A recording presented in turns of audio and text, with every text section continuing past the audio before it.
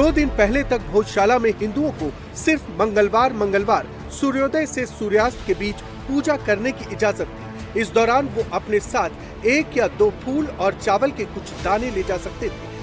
हिंदुओं को हर साल बसंत पंचमी के दिन भी पूजा करने की अनुमति थी, लेकिन अब भोजशाला की तस्वीर बदल गई है। अब हिंदू यहाँ सिर्फ मंगलवार और बसंत पंचमी को पूजा नहीं करेंगे, बल्कि यहाँ अब हर रोज मां सरस्वती की वंदना की जाएगी।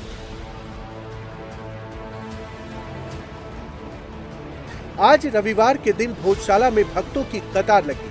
हिंदू समाज बड़ी संख्या में ढोल बजाते और भजन गाते हुए मां वाग्देवी की प्रतिमा को सिर पर रखकर पहुंचे।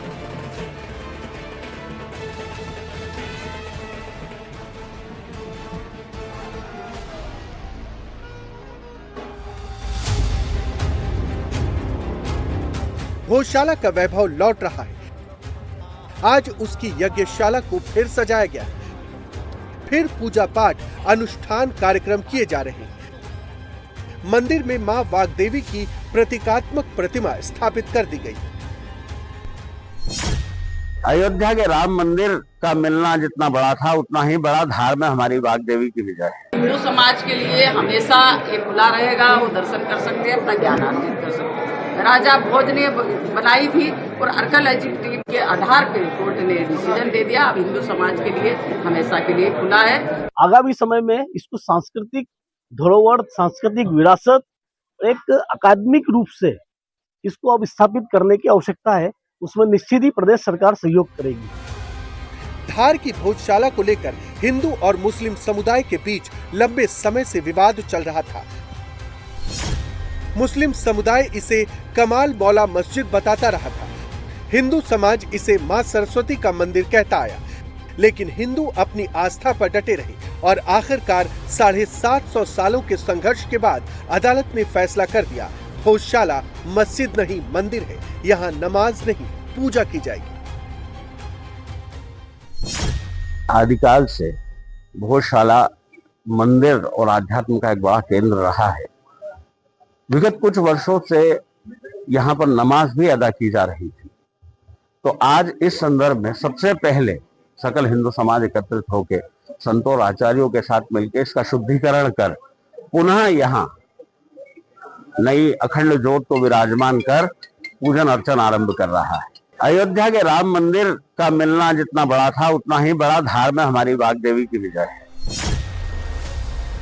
इतिहासकारों के मुताबिक भोजशाला का संबंध परमार वंश के राजा भोज से माना जाता है, जिन्होंने 11वीं सदी में धार को शिक्षा और संस्कृति का बड़ा केंद्र बनाया था। हिंदुओं और हिंदुओं से जुड़े संगठनों का दावा है कि यहाँ मां सरस्वती की पूजा होती थी और ये संस्कृत अध्ययन का प्रमुख स्थान था, लेकिन मुस्लिम समुदाय इसे नहीं मानता।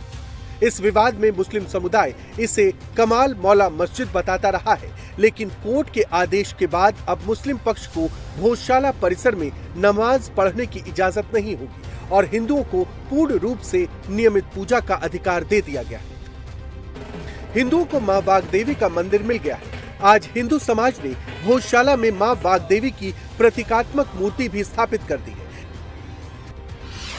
लेकिन सवाल ये है कि आखिर ओरिजिनल मां वाग्देवी की मूर्ति कहाँ है? भोजशाला से मां वाग्देवी की मूर्ति लंदन कैसे पहुंच गई है? 117 साल से लंदन में कांच में क्यों कैद है भोजशाला की देवी? लंदन के म्यूजियम से वापस भोजशाला कब लौटेगी मां वाग्देवी? क्योंकि बिन मां वाग्देवी भोजशाला अधूरी है। माननीय उच्च न्यायालय ने कल राज्य सरकार और केंद्र सरकार को निर्देशित किया है कि लंदन के ब्रिटिश म्यूजियम में जो मां वाग्देवी की मूर्ति 125 सालों से कैद है, उसको लाने के प्रयास सरकार को करना चाहिए। उस दिशा में भोज उत्सव समिति भी उस निर्णय को देखते हुए केंद्र सरकार और राज्य सरकार से अपनी मांग रखेगी कि हिंदू समाज की भावनाओं के अनुरूप उस मां वाग्देवी को ब्रिटिश म्यूजियम से शीघ्र लाएं। ये जो खाली रास्ता दिख रहा है, इस खाली रास्ते से ही मां वाग्देवी सरस्वती मंदिर में जाकर पुनः विराजित हो, यही हिंदू समाज की मनोभावना है। हमारे जो पूर्वज थे, जिन्होंने बहुत लंबे समय 700 साल तक यहाँ पर संघर्ष किया और इस हिंदुत्व को बचाए रखा। उसी हिसाब से 1935 से यह संघर्ष तेज हुआ। हमारे धारनगर के कई हुतात्माएं जो आज हमारे बीच नहीं है, उनके मार्गदर्शन में हमने उस समय भी कार्य किया। आज भी उनके कहे अनुसार हम यहाँ पर कार्य कर रहे हैं। हम ये चाहते हैं कि वो तो अपनी आंखों से नहीं देख पाए, किंतु हम तो अपनी आंखों से माँ को विराजित होते देख लें।